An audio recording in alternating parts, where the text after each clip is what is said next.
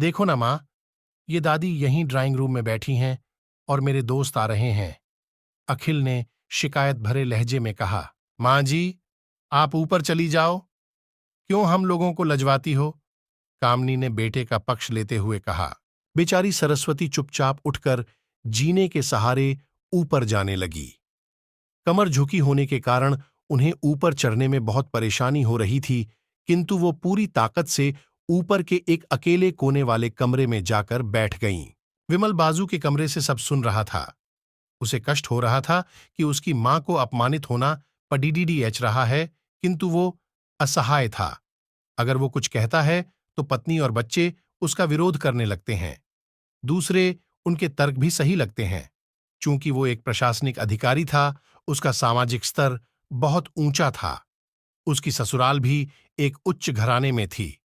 अतः वह चुपचाप इस तरह हर दिन अपनी मां को अपमानित होते देखता रहता था।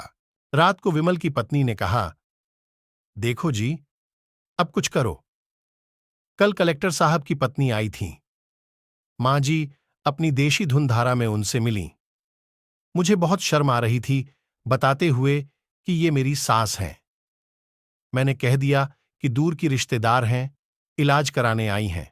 विमल को रोना आ गया, किंतु फिर भी वह चुप रहा। उसे समझ में नहीं आ रहा था कि वो क्या करे। अपने बेटे की मनस्थिति को सरस्वती अच्छी तरह से जानती थी और बेटे को कोई कष्ट न हो, इसलिए वो हर बात को चुपचाप सह लेती थीं। विमल बहुत उदास रहने लगा। एक तरफ परिवार और सामाजिक स्तर पर जीने की प्रतिबद्धता थी, तो दूसरी ओर मां।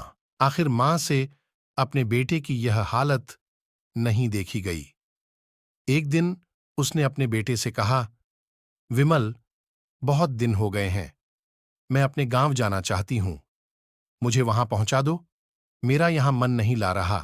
किंतु मां, वहां तो कोई नहीं है, तुम्हारी देखभाल कौन करेगा? विमल ने आश्चर्य से पूछा। अरे, सब गांव वाले तो हैं, और वो तुम्हारे मामा जी तो उसी गांव में रहते हैं, और फिर हम सारी व्यवस्थाएं कराएंगे ना। कामनी को तो जैसे मन की मुराद मिल गई हो। हाँ बेटा, बहू सही कह रही है, सरस्वती ने लंबी सांस लेते हुए कहा।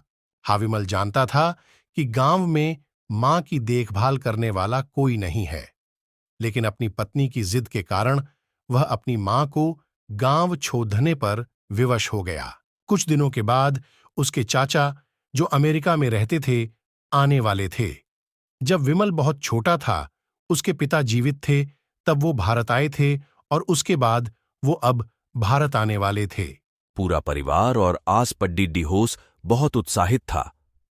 अमेरिका से विमल के चाचा आ रहे थे। रमेश ने जैसे ही घर में कदम रखा, सबने मिलकर बहुत उत्साह से उनका स्वागत किया। क्यों विमल भाभी नहीं दिख रही, कहां है? रमेश ने उत्सुकतापूर्वक पूछा। जी, वो गांव में रहती हैं, यहां उनका मन नहीं लगा, कामनी ने सपाट लहजे में उत्तर दिया।